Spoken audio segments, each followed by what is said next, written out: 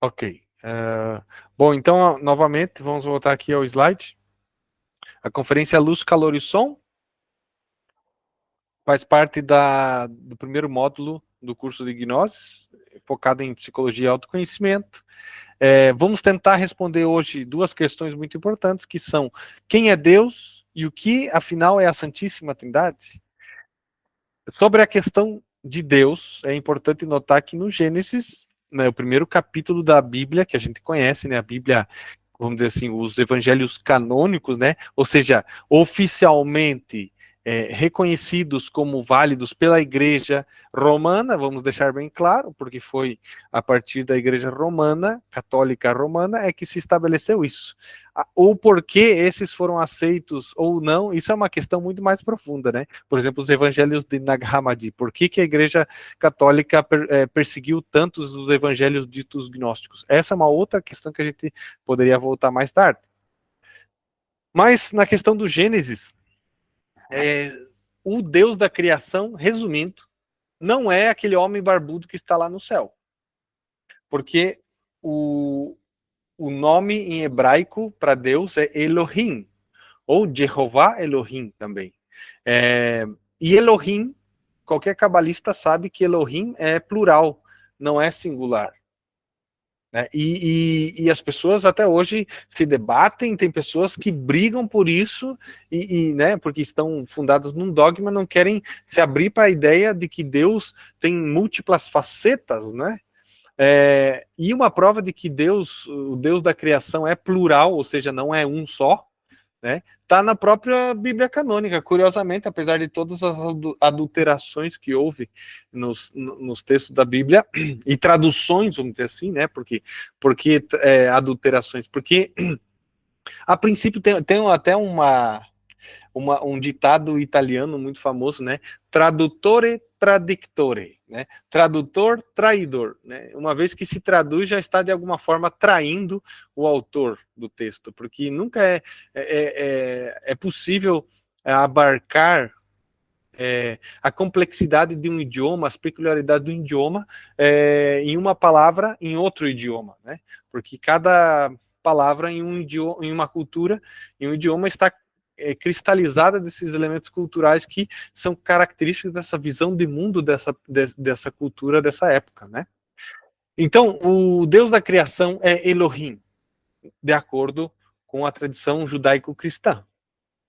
E Elohim é plural. E isso está muito óbvio, porque qualquer um de vocês pode investigar isso na Bíblia, no Gênesis, que é plural, não é singular, porque até mesmo lá a tradução que fizeram foi: e no princípio Deus criou os céus e a terra, né? Porque eles traduzem Elohim em hebraico, o termo original em hebraico, eles traduzem por Deus. Mas curiosamente no trecho diz assim, não é nesse trecho aqui, é num trecho posterior, que ele diz: e façamos o homem a nossa imagem e semelhança. Está dizendo no plural, não está dizendo no singular. Façamos.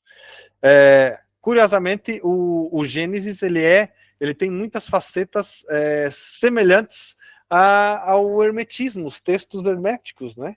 Hermes Trismegisto e a sua famosa Tábua de Esmeralda, né?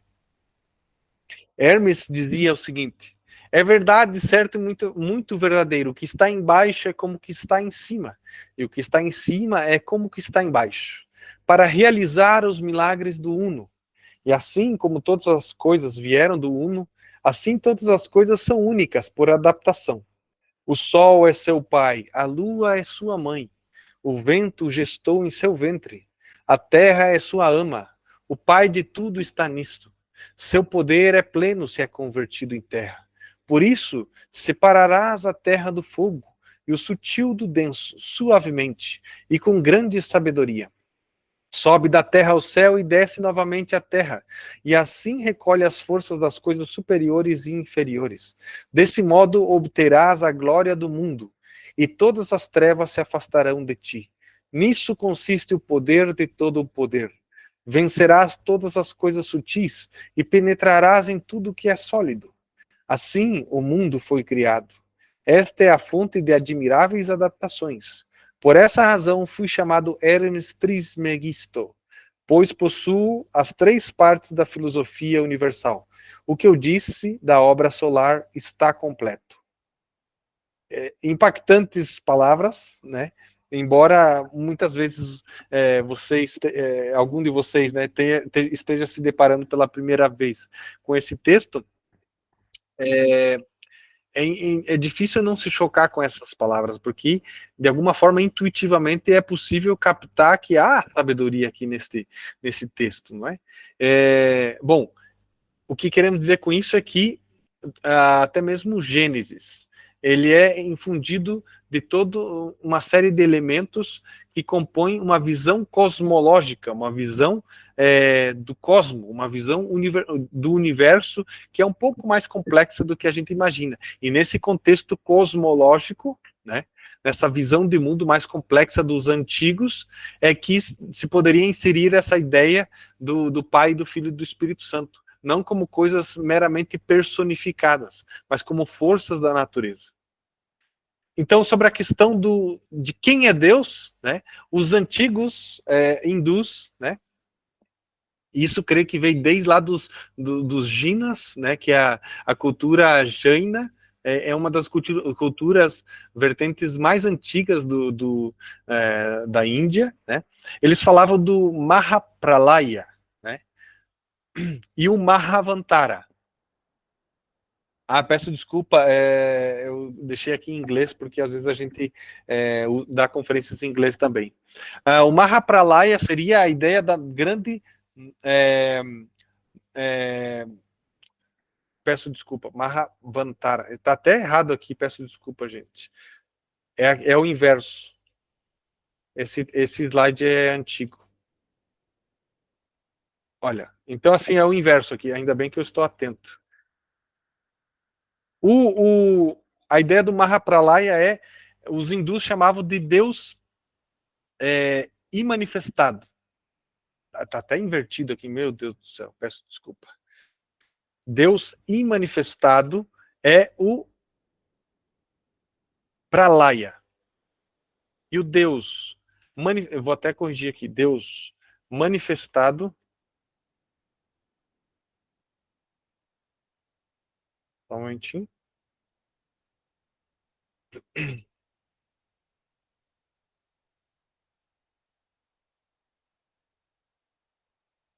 Ok. Isso. Ainda está em inglês, mas é só para explicar para vocês. Que os antigos hindus tinham essa noção de que Deus, ele inicialmente está imanifestado, ele chamava de grande noite cósmica, né? Mahapralaya. E a partir dessa grande noite cósmica, ou desse caos primordial, é que vem o grande dia cósmico, que é quando Deus se manifesta, o Mahavantara, ok? Desse Deus manifestado, na verdade, não somente no hinduísmo, mas em todas as culturas, fala desse Deus imanifestado, ou seja, dessa forma latente, dessa força criadora latente a toda a criação, mas que ainda não está manifestado. O próprio ideia do caos na mitologia grega, ou até mesmo Cronos, né? O Parabrahman do hinduísmo, né? O absoluto na teosofia, o Ein Sof Aur da Cabala judaica, porque além dos 12 sefirotes da Cabala judaica, os 10, né, sefirotes, mais o 11º, que é o oculto da At, tem ainda o Ein Sof Aur, que seria já uma vertente acima de Keter, né? Ou seja, está imanifestado ainda, porque a manifestação começa só de Keter para baixo. E a gente poderia estabelecer como análogo também a própria ideia do Big Bang da ciência atual, né? Imagino que em várias correntes científicas ainda, de alguma forma, se aceita a ideia do Big Bang, embora haja várias outras teorias que já estão sendo propostas, né, há muito tempo. A ciência, ela é dinâmica, né? A ciência atual. Então, a ideia do Big Bang, na verdade, ela é, vamos dizer assim, ela é incompleta por si mesma, né? Porque vários cientistas pensam também, além do Big Bang, pensam na ideia do Big Crunch, né? Assim como o universo estava condensado, toda a sua matéria, em um ponto singular, né? O universo também vai se expandir tanto que, a um dado momento, o universo vai se retrair totalmente. Vai se implodir novamente, né? E os antigos hindus já tinham essa ideia, né? Claro que uma ideia um pouco mais mitológica, mas eles, de alguma forma, sabiam disso.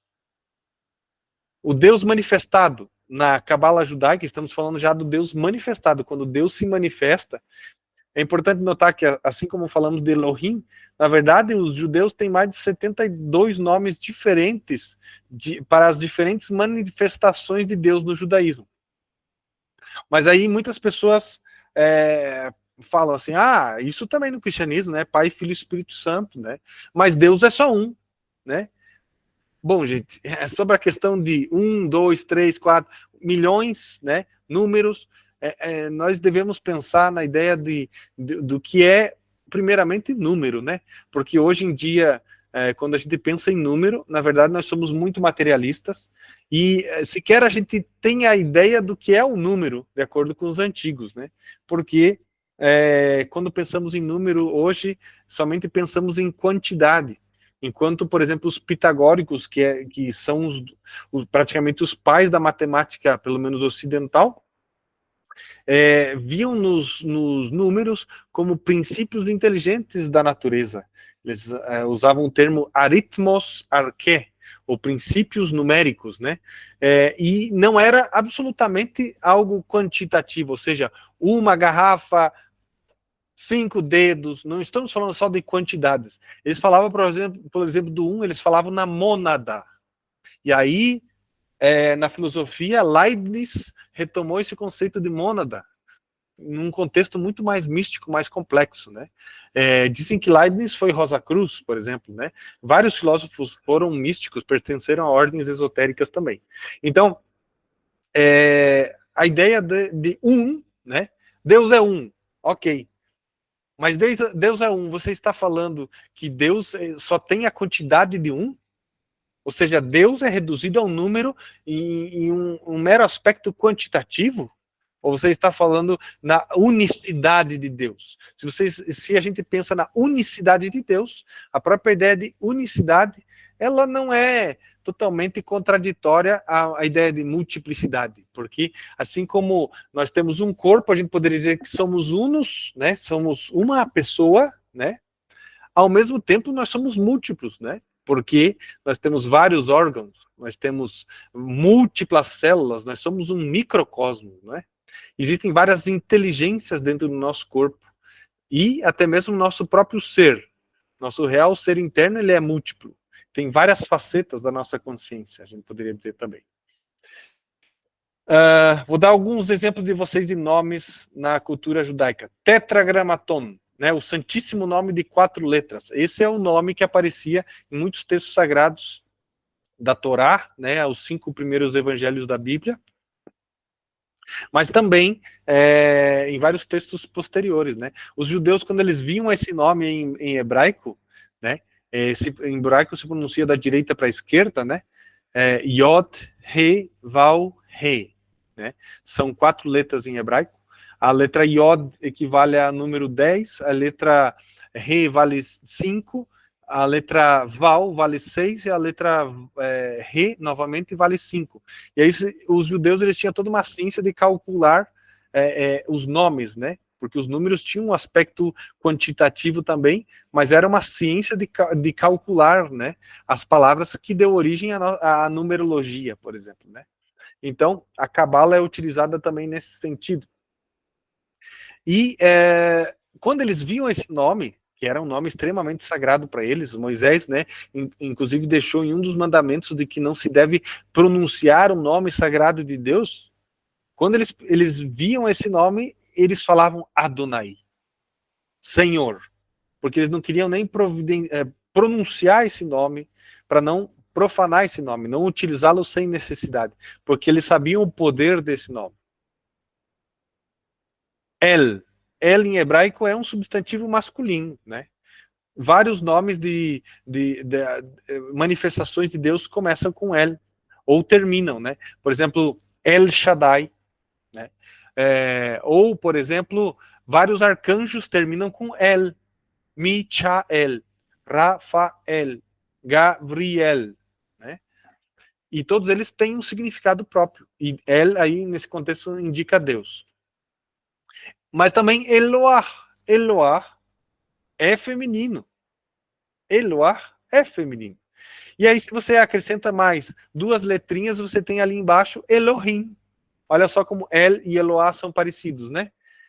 Você acrescenta uma letra a El e você tem Eloah, já se tornou feminino. E aí, assim como Eva veio de Adão também, Eloah pode ser uma derivação de El, né? E Elohim é a junção de El, masculino, com Eloah, ou seja, Elohim definitivamente não é um homem barbudo que está lá no céu. Ou seja, o Deus da criação, ele contém o princípio masculino e feminino. Portanto, o Deus da criação é múltiplo e é andrógeno. Ou seja, ele possui em si mesmo ambos os sexos. Ora bem, o Deus manifestado em várias culturas, né? Vamos falar do hinduísmo, né? A boa ou má notícia, né? Má notícia para aqueles que são mais fanáticos, né? De acreditar que somente o cristianismo tem uma trindade, Pai, Filho e Espírito Santo, e que só Jesus salva, né? E não estamos falando isso, né? Estamos aqui justamente dizendo, não, a sabedoria, a verdade existe em várias culturas e em várias religiões, é isso que estamos querendo dizer aqui. E a trindade também existiu em outras culturas. No hinduísmo, por exemplo, eles tinham uma trindade, que era Brahma, Vishnu, Shiva. Assim como existe um pai criador, né? O Brahma, dizem que ele, por meio de sua força, dizem, né, é uma analogia, né, na verdade, que ele tinha um instrumento de cordas, e por meio desse instrumento ele criou o universo. Mas ele não age diretamente na criação. Brahma, então, criou o universo, mas de alguma forma ele é imanifestado, ele não atua muito diretamente nos assuntos humanos. Mas, tanto que os Brahmanes é uma casta hindu que, de alguma forma, eles são, de alguma forma, vistos como sagrados até hoje, né, como sacerdotes, etc., porque eles não podem tocar em nada que seja cadáveres, por exemplo, eles têm todo um cuidado, porque, de alguma forma, eles herdam essa ideia de Brahma enquanto esse pai que está oculto, de alguma forma, né? E Vishnu seria já o filho, né? Assim como tem um pai criador, o filho tem que manter essa criação universal. Então, o filho ele é a conservação da vida. E Shiva é essa força destrutora, né? Essa força destrutiva, né? Shiva, Nataraja, em sânscrito, né? É o dançarino cósmico que, com sua dança, destrói todo o universo. E são mitos que nos deixam assombrados, né? Com a sua riqueza de simbolismos e significados. A mitologia egípcia, por exemplo, eles ensinavam uma trindade, Osíris, Ísis, Horus, né? Osíris como o grande imperador, né? Osíris, que foi traído por seu irmão Set e perdeu o seu reino, inclusive foi morto, decapitado e partido em vários pedaços. E aí também Osíris nos lembra esse drama do Cristo, né? Doando o seu próprio corpo, ou seja, ele sendo desmembrado, né? E no caso o corpo do Cristo sendo desmembrado por meio do simbolismo do pão, né? O pão que é compartido, etc. Há várias culturas que têm esse arquétipo do Deus que se sacrifica e se multiplica em vários pedaços para se doar, né? Até mesmo na cultura sul-americana, né? Temos a ideia de vários caciques enfim, grandes heróis que se sacrificaram pelo bem da sua tribo, né? Que realmente se doaram, né? E a partir desse sacrifício ocorre um grande feito, por exemplo, o surgimento do milho. Na mitologia tupi-guarani, O milho só surge a partir do sacrifício de um grande cacique que viu que a sua tribo estava em perigo e estava passando fome e com vários com doenças, etc. Então eles vão e sacrificam ele, enterram ele, e ali onde enterraram ele nasceu o milho, né? E porque ele fez um sacrifício a Tupã, e esses grãos vieram com a cor do sol, né? Em várias culturas há essa grande recorrência de temas, né? Ísis como a grande mãe cósmica também, e aí tem uma contraparte ali nas divindades hindus também, femininas, né? É um pouco mais complexo de entender, e seria uma representação de Maria, não é? Na cultura cristã. Aurus seria o filho, daí já no caso, seria quase uma derivação de Vishnu ou Krishna, né? Auro seria o filho, né? Que depois que Osíris é morto e partido em pedaços, Ísis encontra todas as partes de Osíris espalhadas pelo mundo inteiro, e ela começa em busca dessas partes perdidas de Osíris, ela recompõe, né? Mas ainda falta uma parte, o falo de Osíris. Quando ela finalmente encontra o falo de Osíris, ela faz um grande ritual mágico e ressuscita Osíris, e eles então têm o filho Aurus, e Aurus então consegue vencer a Sete e retomar o seu reino novamente e devolver o reino ao seu pai. No cristianismo, todo mundo conhece o Pai, o Filho e o Espírito Santo. O Pai Criador, o Filho conservador, né? Novamente o filho que é mandado sempre quando a humanidade está padecendo em dor, quando a injustiça começa a prevalecer, o filho é sempre mandado. Curiosamente, essa história ela é muito recorrente, porque até mesmo o Bhagavad Gita ocorre a mesma história, né? O próprio Krishna, né, diz: sempre que as religiões se corrompem, sempre que a injustiça prevalece, a maldade, o sofrimento, a dor, eu retorno novamente e entrego uma nova doutrina. Está lá no Bhagavad Gita. E o Espírito Santo, como esse elemento oculto aí em várias culturas, né, que no cristianismo, curiosamente, na nossa gramática, Espírito Santo é masculino, mas é um grande elemento associado ao feminino também, né? Como essa força oculta que é desconhecida para nós, mas que de alguma forma também se relaciona com a força feminina de Shakti, por exemplo, né? na cultura indiana. Pois não. Está sempre no mesmo slide, é isso mesmo? Está sempre. Sim, agora que eu vou passar o slide. Ah, tá. Se não passar o slide, aí vocês podem chamar novamente, ok? Ok. Então, passando agora para o próximo slide. Vamos lá. Estão vendo agora o que é a Trindade? O meu não aparece nada. Não aparece só sua foto. Não aparece. É porque é como se você tivesse saltado aí uns 3 ou 4 slides. Ele estava lá no Quem é Deus ainda. Tá? Ah, é? Então estava travado. Então estava travado, pode ser. Agora vocês estão vendo o quê? Estão vendo o que é a Trindade, certo? Estou vendo a sua foto na minha tela. Hinduísmo, mitologia egípcia e cristianismo. Brahma, Osíris, Pai, Vishnu, Osíris. Para mim está em tela pequena agora. O slide. Só um momentinho, ok. Eu vou parar a apresentação, vou compartilhar novamente, porque realmente no aplicativo PowerPoint, às vezes ele trava, infelizmente. Vamos tentar novamente, ok? Só um momentinho. Vamos ver se agora vocês conseguem ver. Ok? Sim, agora sim. O que é a Trindade? Ok. Então, eu vou tentar compartilhar aqui. Só um momentinho, voltando aqui. Tela cheia, ok?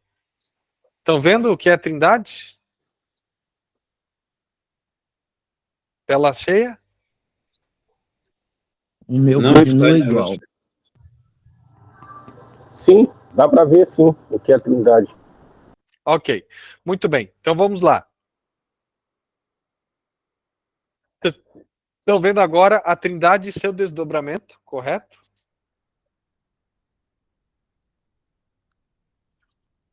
Ou não? Na minha tela continua a sua foto. Não sei o Continua a que. mesma imagem do que é a Trindade. Não há. Agora Agora mudou. sim, agora E seu já está. desdobramento, sim. Vamos lá novamente, então. Aqui é um pouco lento. Ó. Só um momentinho, deixa eu corrigir aqui. Animações. É que o PowerPoint às vezes é terrível. Ele trava mesmo, só um momentinho. Nenhuma. E também por ser uma apresentação. Só um momentinho. Ok. Já estamos quase concluindo, tá bem? Aqui vai ser rápido essa explicação.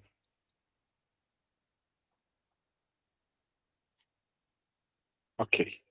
Então voltamos aqui, ó. Agora eu vou compartilhar novamente. Eu vou parar e vou apresentar novamente. Ok. Ups. Janela. Tela cheia. Compartilhar tela cheia. Estão vendo agora? Sim? Sim. Continua o mesmo. Compartilhando em tela cheia, Agora agora está. sim. Ok, a Trindade e seu desdobramento. Então, o que a gente quer dizer com isso? Que desse Deus imanifestado, né, esse Deus que está ali oculto, ele se manifesta na criação. E aí onde entra essas três forças primárias, né? Do absoluto primordial, ou esse caos imanifestado, né? Essas três forças estão latentes, mas elas não estão atuantes ainda. Quando essas três forças passam a se manifestar no universo e na natureza, no caso específico do nosso planeta Terra, né? É uma longa história de como até o próprio planeta se manifestou na terceira dimensão, é um pouco mais complexo de explicar isso. Mas essas três forças, o Pai, o Filho e o Espírito Santo, se desdobram em luz, calor e som. Basicamente isso, né? Genial, né? Nunca ninguém tinha dito isso para nós. O Pai, o Filho e o Espírito Santo são luz, calor e som. Não quer dizer que isso se reduz a isso, mas é muito mais amplo do que a gente imagina, né? Vou tentar dar exemplo para vocês. Olha, nós temos as três forças relacionadas também aos nossos três cérebros. Vocês estão vendo aí os três cérebros? Slide?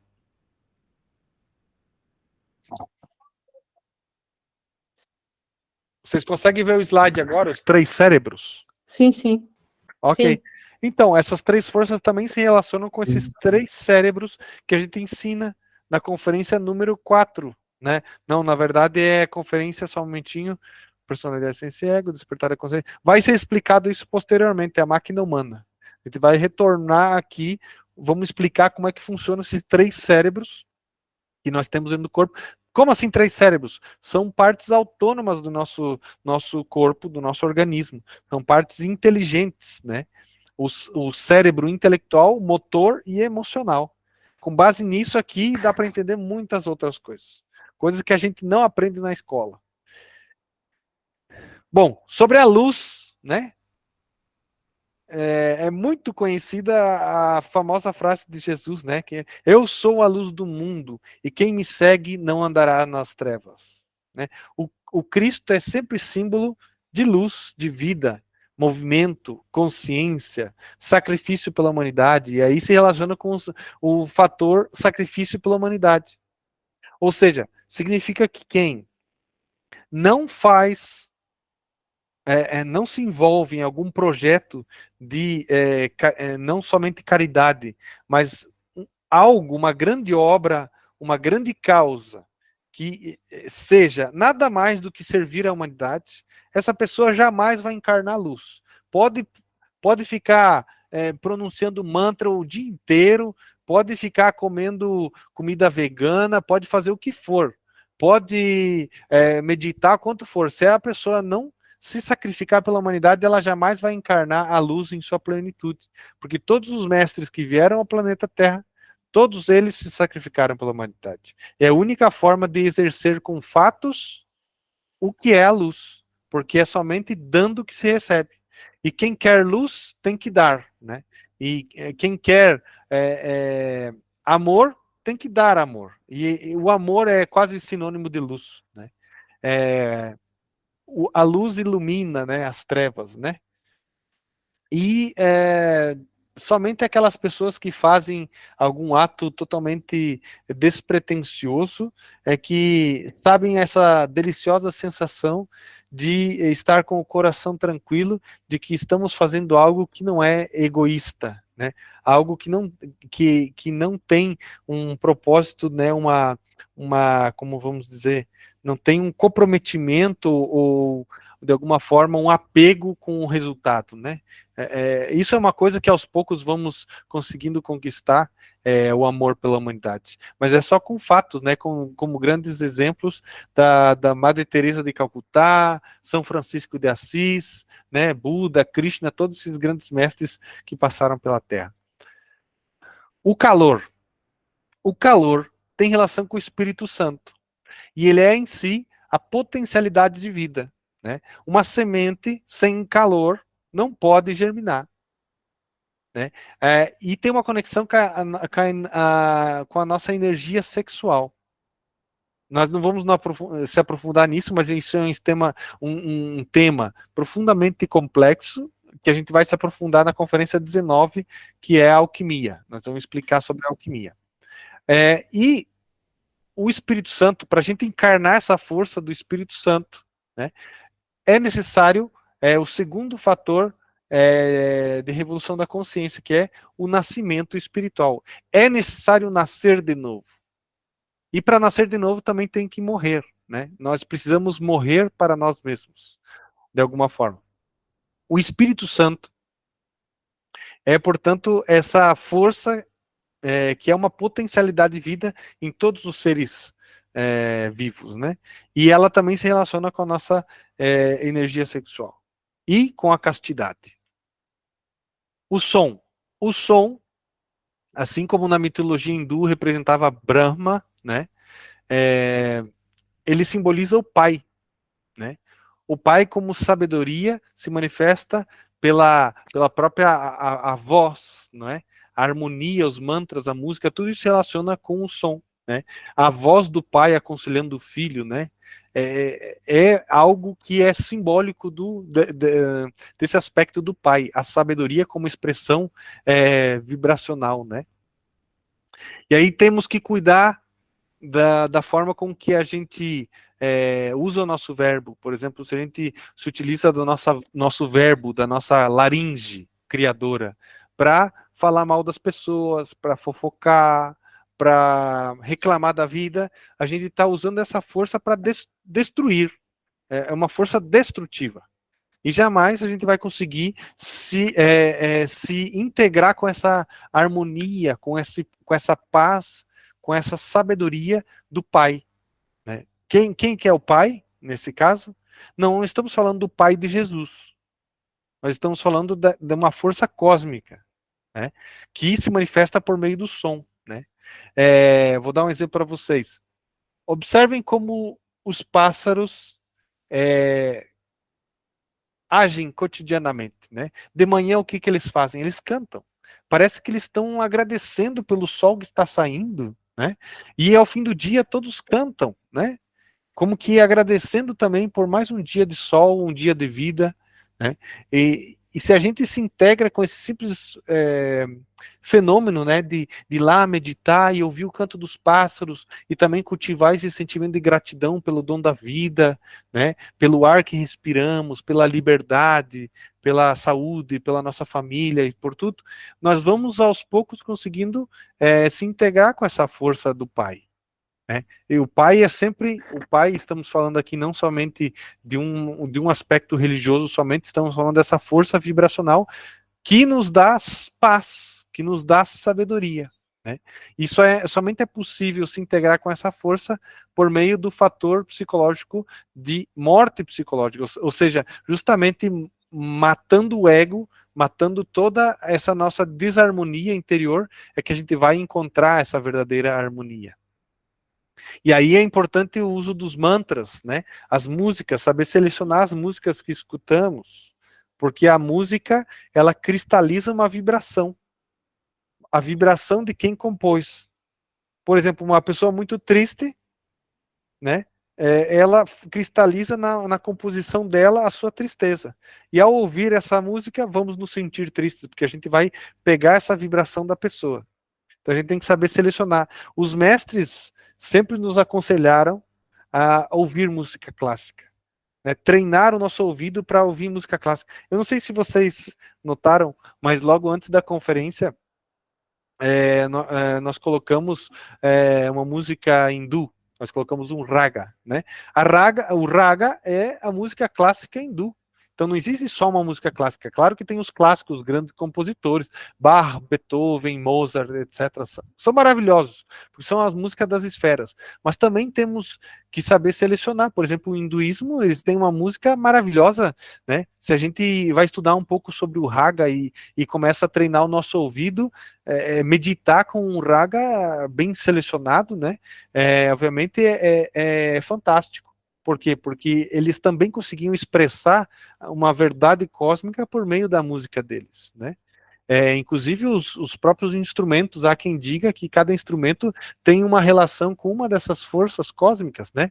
Dizem que, em uma dessas interpretações, que o próprio pai, né, o Brahma teria relação com os instrumentos de corda, né? Shiva teria uma relação com os instrumentos de percussão, e Krishna com os instrumentos de sopro, né? É muito comum vermos várias pinturas de Krishna tocando uma flauta, por exemplo, não é? Ora bem, a conferência, esse já é o último slide. Conclusão: assim como nós somos uma chispa divina, um desprendimento do Deus imanifestado, o absoluto, precisamos retornar ao absoluto, assim como a parábola do filho pródigo, mediante um trabalho de despertar desta essência imanente, trabalhando com as 3 forças primárias. Então, olhem nessa imagem à direita. Os antigos gnósticos, eles diziam que o universo, depois que o Demiurgo criou o universo, de alguma forma ele tentou prender essas chispas, né, ou essas centelhas de luz na matéria. E que no interior de cada ser humano existe essa centelha divina, como se fosse uma faísca uma faísca de uma estrela cósmica. Nós somos como estrelas, porque é como se fosse uma centelha divina que está adormecida, é como se fosse um fogo que quase se apagou, né? Mas que mediante um grande trabalho espiritual, né, trabalhando com essas 3 forças primárias da criação, luz, calor e som, a gente reativa essa essência adormecida. E é como se fosse uma faísca, né? E a partir dessa faísca se inicia o processo de luz, de calor e de som. Ou seja, a partir dessa centelha divina, essa centelha ela começa a se retroalimentar por meio dessas boas obras que vamos fazendo ao longo do nosso trabalho espiritual. Ou seja, na medida em que vamos tentando morrer para todo o egoísmo, tudo que é ilusório, vamos também encarnando essa harmonia, essa conexão com esse Deus interno que temos, esse Atman, né? E nascendo espiritualmente por meio da sábia utilização de nossas energias ou da alquimia, vamos também nos integrando com a força do calor, ou seja, vamos encarnando essa força sagrada dentro de nós. E também a luz, né? Na medida em que, como mencionamos, na medida em que vamos encarnando o amor por servir uma grande causa, por amar a humanidade desinteressadamente, vamos encarnando essa luz. E aí, a partir disso, essa centelha divina, essa chispa divina, se fortalece dentro de nós a ponto de nos tornarmos uma estrela, vamos dizer assim, uma verdadeira estrela, não uma estrela de Hollywood. Estamos falando de uma estrela cósmica mesmo, né? Na medida em que nosso ser se enaltece, nós vamos nos tornando, assim como na mitologia grega diziam, né? Os grandes heróis e os grandes semideuses e heróis, né? E até mesmo deuses que peregrinaram pela Terra, apesar de ter todo um drama, né? Toda uma odisseia, vamos dizer assim, né? Todo um drama terrenal, né? Por sofrerem muito, terem muitos obstáculos, mas ao perseverarem, quando eles adquiriram, chegaram ao seu objetivo final, né? E desencarnaram, morreram, né? Você vai ver em toda a mitologia tem isso. Quando os deuses morrem, ou semideuses, ou heróis morrem, eles sempre são catasterizados em uma constelação do zodíaco. Por exemplo, Pan, depois que morre, ele é catasterizado na constelação de Capricórnio, né? Castor e Pólux são catasterizados na constelação de Gêmeos, né? Pan já falei, não, peço desculpa. Nessus, o Centauro Nessus, na verdade, Centauro Nessus não. Quiron, o pai o grande mestre de todos os heróis, era um centauro. E quando ele morre, né, ferido por uma flecha, né, se eu não me engano, do herói Aquiles, né? Ele acaba morrendo, ele é catasterizado na constelação de Sagitário. Vejam só, isso tudo narra justamente esse regresso ao macrocosmos, vamos dizer assim. Essa pequena estrela, né? Ou essa essência que peregrinou no mundo terrenal ou material, retorna ao grande macrocosmos, a gente poderia dizer assim. E é isso, basicamente a doutrina do Pai, do Filho e do Espírito Santo não é uma doutrina meramente antropomórfica, ou seja, estamos falando de um homem barbudo lá no céu, não estamos falando somente de Jesus como o único Salvador, e não estamos falando de Espírito Santo como qualquer coisa que não tem nenhuma tangibilidade, estamos falando de coisas, de fenômenos naturais, e de coisas palpáveis, experienciáveis, que devemos, dia após dia, se integrar com essas forças para que a gente consiga regressar a esse grande absoluto, né? Esse universo primordial. Ou, de acordo com os gnósticos primitivos, né? Piste Sofia deve regressar ao Aion 13. E aqui concluímos a conferência. Vamos, inclusive, parar a gravação, né? De modo que só quem está presente vai poder fazer perguntas.